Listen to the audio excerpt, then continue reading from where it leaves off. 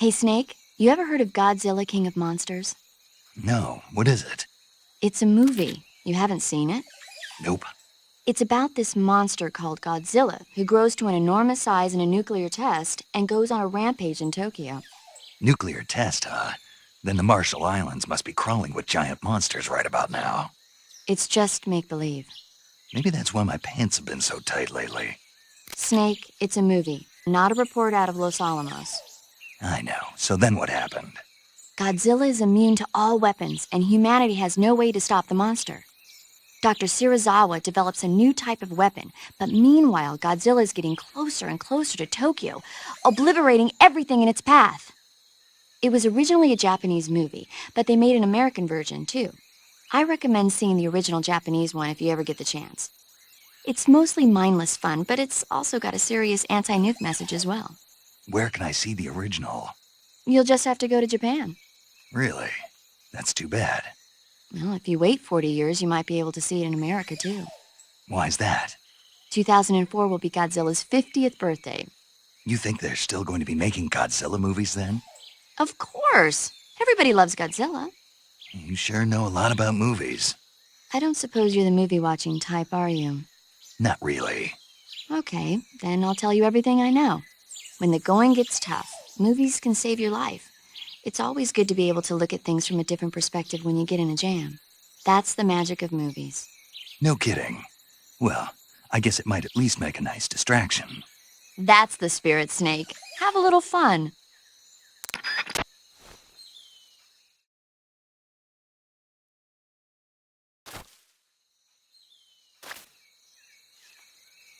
Okay, so as mentioned, I'm going to be doing this a little bit differently to the last time.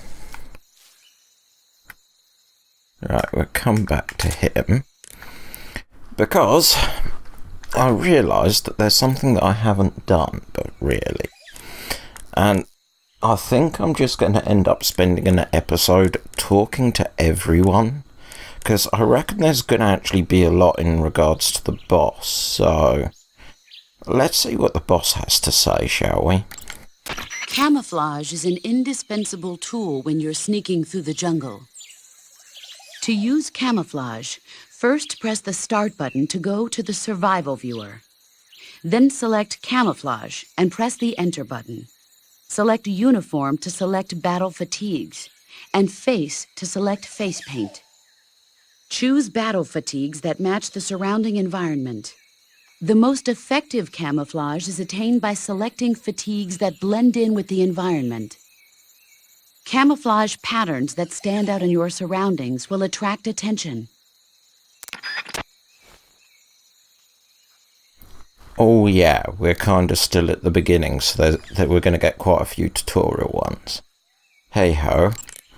Visibility is poor in the jungle, so you'll be finding yourself in a lot of unexpected encounters. Naturally, this means that close quarters combat will be more important than ever. So I'll have plenty of chances to use CQC then. That's right. In proximity encounters, firing a gun isn't necessarily the best response to every situation. It's only one option among many.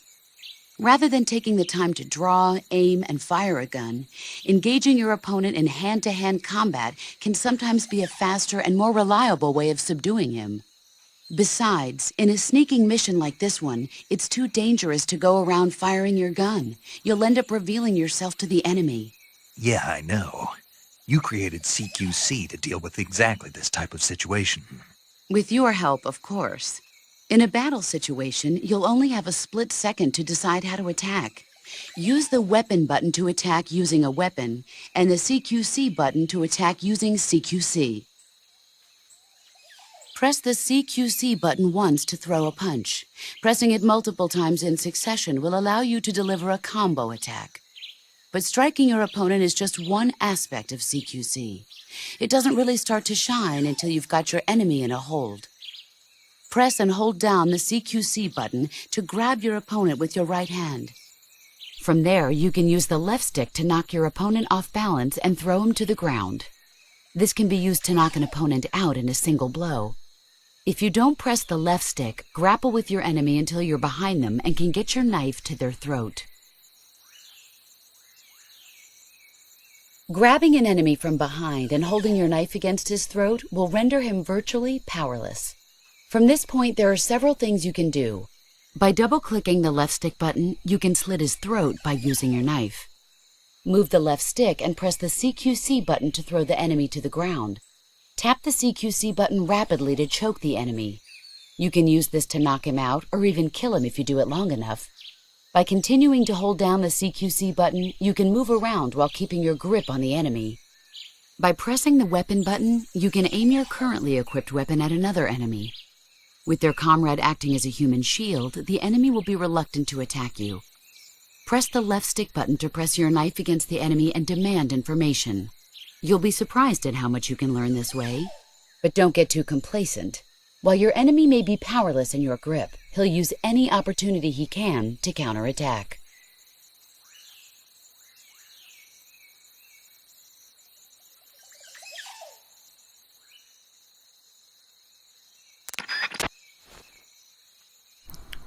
That's one thing I actually want to use a little bit more in this playthrough, is the CQC system, specifically for getting intel, and I'm also going to be blowing some places up, but I'll explain that closer to the time. So let's carry on. Nothing really groundbreaking. You can only use CQC to grab enemies when your right hand is free to grab and pull them toward you. In other words, when you're barehanded or equipped with a one-handed weapon like a survival knife or a handgun. You won't be able to grab hold of enemies when equipped with two-handed weapons, such as the assault rifle or weapons such as hand grenades that don't leave your right hand free to control the enemy. So in other words, I can't throw enemies with CQC when I'm holding an assault rifle or a hand grenade. Exactly. Don't forget it. So I'm going to be reduced to single-hand weapons for a lot. Okay. I see you're wearing the leaf pattern camouflage. The leaf pattern was developed to provide cover in forest environments. The U.S. military isn't the only one using it. Countries that anticipate operating in forest environments are developing various types of patterns, each suited to the vegetation of the particular region. The Soviets and the Eastern European countries all use their own unique patterns. Leaf pattern camo will give you an especially low profile in areas of thick vegetation. The gun you're using is a test model of a suppressor-equipped pistol currently in development by the Navy that's been modified by the CIA into a tranquilizer gun. The suppressor-equipped pistol it's derived from is itself being developed for use by special forces based on the M39. The Mark 22. That's what they're going to call it if they decide to adopt it for official use. It uses a slide lock mechanism that will keep the firing sound down to a minimum. But I'll have to reload it by hand every time I fire, right? Right. You won't be able to fire multiple shots at once, so make every shot count. Aim for the enemy's vital spots. There's talk of designing the Mark 22 to accommodate special subsonic rounds, but for this mission, you'll be using specifically designed tranquilizer rounds. In a way, these tranquilizer rounds are like miniature syringes. When one of them strikes a target, the impact causes a needle contained within to shoot out. At the same time, chemicals inside the round are mixed to create a gas, which pushes the plunger and injects the tranquilizer into the target. You can knock out an enemy immediately by shooting them in the head, but if you shoot them in the arm or leg, the tranquilizing agent will take some time to set in. Aim carefully. You're wearing the woodland face paint, I see. The woodland face paint is designed for use in forests. It'll give you a high level of camouflage in a wooded environment. Try using woodland paint when you're traveling through the forest. Normally, you would ask a fellow soldier how well your camouflage is working. But this is a solo sneaking mission, so nobody out there is on your side. You have to determine how well your camouflage is working by yourself. Yeah, I know. Don't worry, that's what the camo index is for. The camo index tells you how well you've imitated the surroundings. The higher the index, the more well disguised you are. With a high enough camo index, you can even fool enemies inches away. If you are in an area where encounters are a high concern, keep your camo index high. Got it? Got it. So we're still going through the tutorial stuff, but we're getting got a bit of the mechanics of how the Mark 22 works. Let's carry on. In my day, I did my share of sneaking into enemy territory. You mean since World War II? Yeah, mostly snatch missions. Snatch mission. That's where you abduct an enemy officer without killing him, right? Right. That's where I got the original idea for CQC. In a snatch mission, taking out the target's escorts by shooting them is not an option. If the enemy hears the gunshot, they'll know there's an intruder and tighten security. And the target will sense danger and try to get away. You needed a way to take out the guards and secure the target without making a sound. That was the idea. The CQC style that you and I developed is based on the techniques I cultivated during those missions. So... First time I've heard this. Huh? You've never told me any of this before. I didn't? No. Why? Why didn't you tell me this before? Why now? I have my reasons.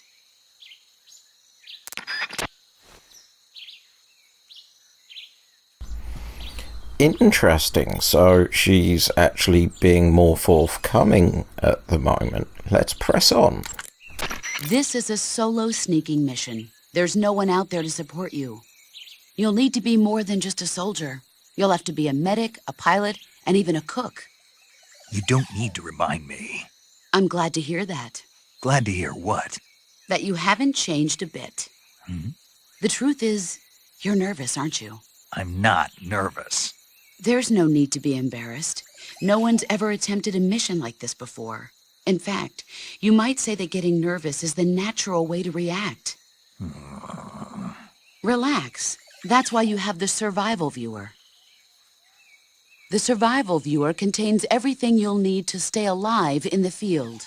Use camouflage to change your camouflage, backpack to select a weapon, food to eat, and cure to heal yourself.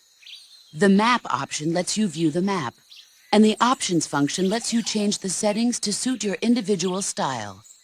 The survival viewer is going to be your best friend in this mission, so learn to make the most of it.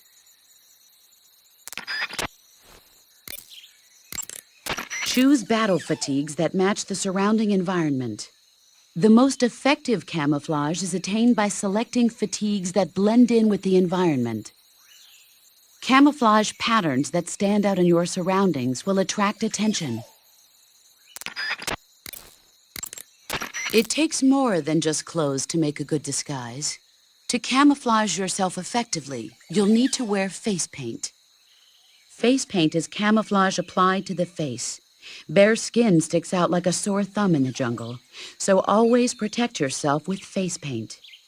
Choose a color that matches the features of your surroundings, and use your finger to apply the face paint. Start by applying a light color, then gradually move up in darkness. That way, even if you make a mistake, you can cover it up with a later, darker color. In order to flatten the appearance of your face, use light colors on areas of the face that recede, and dark colors on areas that protrude. Open the survival viewer, go to camouflage, then select face, and you'll find the selection of face paints. Be sure to select a face paint that makes you blend right into your surroundings, okay? Camouflage is about blending in with nature. To ensure effective camouflage, you have to stay low and keep still. As long as you have camouflage fatigues, face paint that matches the environment, and lay on your stomach, you don't need to be concerned with being spotted by distant enemies. On the other hand, no amount of camouflage will keep you hidden from the enemy if you're running around. So when you need to hide from the enemy, lie as low as possible and stay still. You can check the camo index to see how your movement and position affects the quality of your disguise.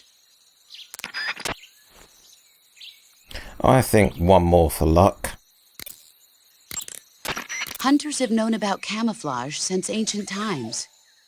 But it's only quite recently, since the 18th century, that it's been applied to military operations. The first camouflage introduced to the military was a solid-colored uniform designed to blend in with the battlefield. It was really more of a protective coloring than true camouflage. Camouflage in the modern sense of the word wasn't introduced until the First World War. During that war, weapons such as aircraft, cannon, and warships were painted in camouflage colors. But it was almost never used to disguise individual soldiers. The widespread use of camouflage began in World War II. The Germans and the Russians in particular made active use of it in battle. Nowadays, with the Cold War raging, the Eastern Bloc has been hard at work developing all sorts of camouflage patterns. In the West, the French implemented it in their paratrooper corps, and SAS during the Wars of Independence in Indochina. I never saw it used in Korea, though. America has lagged behind other countries in incorporating camouflage. They're only just beginning to consider introducing it into certain units. Why is that? Apparently, there are those in the U.S. military who consider camouflage too passive a technique. Morons. You're telling me. But now more and more people are beginning to appreciate how useful and important camouflage can be. I'm sure the brass will see the light soon enough.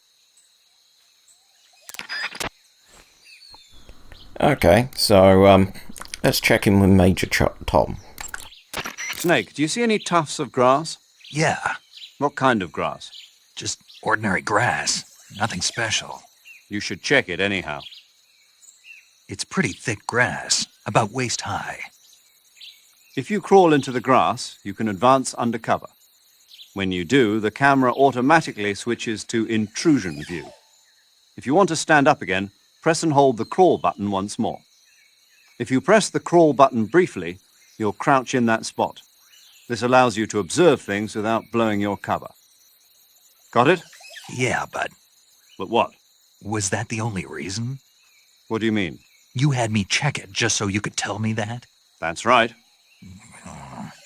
Pretty useful, huh? Right. Shall we carry on? By all means.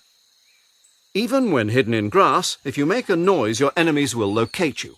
When enemies are nearby, move with slight movements of the left stick. That way, you can proceed with minimal disturbance. Sokolov should be at the abandoned factory to the north, so head in that direction. Snake, remember that this operation is a solo sneaking mission. We'll be providing you with support over the radio, but out in the field, you're on your own. There's no backup. And there's no way you'll survive a battle with a large enemy contingent. Avoid engagement whenever possible. Your highest priority in this mission is staying out of sight. Snake, that region is inside the enemy's area of control. I know. Time for the real deal. The enemy is running regular patrols. You don't know when or where you might run into them. Use camouflage prudently and proceed with caution. Snake, did you find food? Yeah, You sound happy. I am. Do you know how to eat it? Then let me explain. To eat food, press the Start button to enter the survival viewer, then select Food. Select the food you want to eat and press the Enter button. Select Eat and you will eat the selected food. When you eat, you will recover your stamina, but the extent of recovery depends on what you eat. When your stamina is down only slightly, you should save your tastier morsels for later. But don't leave food for too long or it'll rot. This is where a little planning ahead goes a long way. Besides eating food, you can throw it at enemies to confuse them. So remember, food is not just for eating. Be creative. Okay, so I need to be creative with my pets. Snake, camouflage uniforms alone are not enough. You'll need to put on face paint as well. I see you caught yourself a reticulated python. The reticulated python is said to be the longest snake in the world. The biggest ones can grow up to 10 meters in length. Although they're not poisonous, they're still very dangerous, so be careful around them. They have a highly ferocious temperament, and they can swallow whole, even large animals like deer and pigs. Their most distinguishing feature is the mesh pattern of their scales. This pattern acts as a highly effective natural camouflage. If you think there might be a reticulated python about, pay close attention to your surroundings. Otherwise, you could get bitten before you even know it's there. It's a huge snake, but you should be able to capture it alive by using the tranquilizer gun. I'll bet if you capture one and throw it at an enemy, it'll give him a good scare. Right. But how do they taste? Huh? Do they taste good? You're actually going to eat one. Why else would I be asking? Cannibal. What was that? Nothing. Let's see what the guide says. Ah, you're in luck. It says they taste pretty good. Good. I can hardly wait. Ugh.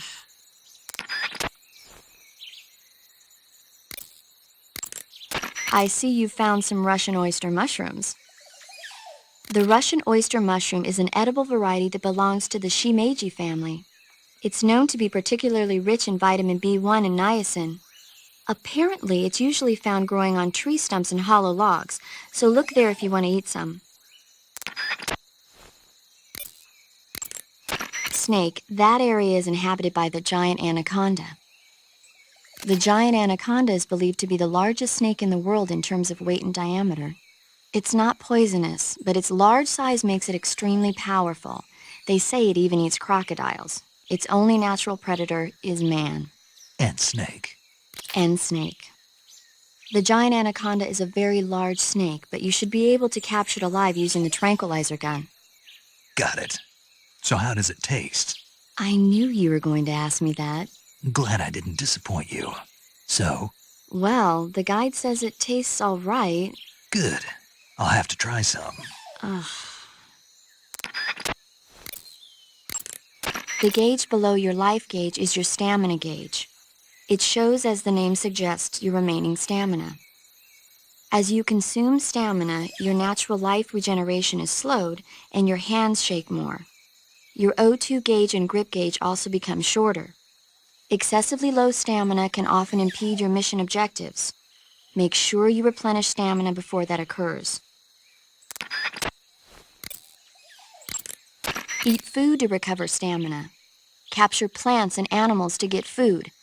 I have information on the local plants and animals, so don't hesitate to ask.